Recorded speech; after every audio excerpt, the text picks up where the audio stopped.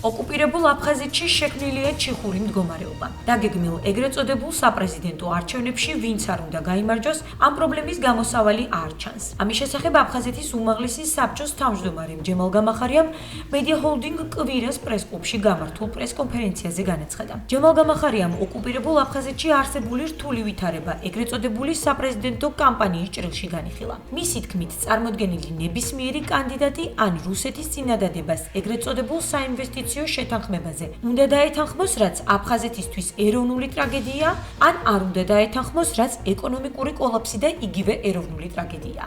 რუსეთის მიზანი, საბოლოო მიზანი არის, რომ რუსეთის მოქალაქეების საკუთრებაში გადავიდეს დაახლოებით 30,000-მდე აპარტამენტი, რაც გამოიწვევს დაახლოებით 100,000-მდე ეთნიკური რუსის ჩამოსახლებას. ამ პრობლემას არავინ არ ხსნის. თუ ეს ასე არ მოხდება, მაშინ რუსეთს არ უღირს ამის აშენება ამ აპარტამენტების და მილიარდების აქ დახარჯვა. თუ ამას არ დაეთანხმება გამარჯვებული კანდიდატი, ვინც არ უნდა იყოს ის, მაშინ რუსეთი ისევ დააბრუნებს იმ სანქციებს, რომლებმაც ერთ თვეში, ესე იგი, აფხაზეთი ჩამოშალა თავიდან ბოლომდე. აი ეს დიდი პრობლემა, აფხაზების ყოფნა არ ყოფნის პრობლემა რჩება.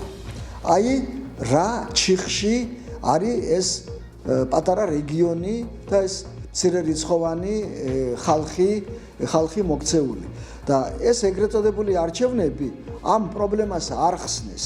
ყველა ხმამაღლა აცხადებს იმ ბადრა გუმბას ჩათვლით, რომ ის შეთანხმება, რომელიც იყო შეთავაზებული, არის მიუღებელი.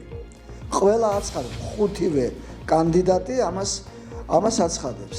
ჯემალ გამახარიამ ბრიფინგზე ასევე განაცხადა, რომ ეგრეთ წოდებულ არჩევნებში რუსეთი დე-ფაქტო ხელისუფლების წარმომადგენელ ბადრა გუმბას მხარს აშკარად უჭერს. მისი თქმით, მოსკოვსა და სოხუმს შორის საცდელი ფრენების ჩატარებაც წინასაარჩევნო კამპანიის ნაწილი გახლდათ.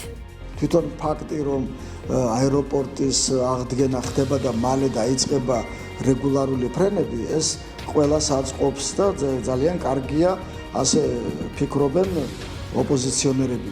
მაგრამ ისინი არ ითვალისწინებენ იმას, რომ აი როგორც აპარტამენტებს ის გეგმა რომ განხორციელებულიყო, მას მოხვება აფხაზეთში ძალიან დიდი რაოდენობით რუსების ჩამოყვანა და იქ დასახლება, ზუსტად ასევე ამ აეროპორტის ძირითადი მომსახურე პერსონალი ჩამოდის რუსეთიდან და მე ჩვენ არ უნდა დაგვავიწყდეს ის, რომ ეს არის არა მარტო სამოქალაქო იმ ხელშეკრულებით, რაც სოხუმმა და მოსკოვმა გააფორმა, არამედ სამხედრო აეროპორტიც და შესაბამისად იქ აფხაზებს საერთოდ არ დაუშვებენ. აი ესეც სიმბოლურია, აი ეს აფხაზეთის აეროპორტში საცდელი ფრენა, სადაც წერია, რომ ეს ხდება ქვეყანაში, რომელსაც ქვია რუსულად გრუზია და ინგლისურად ჯორჯია.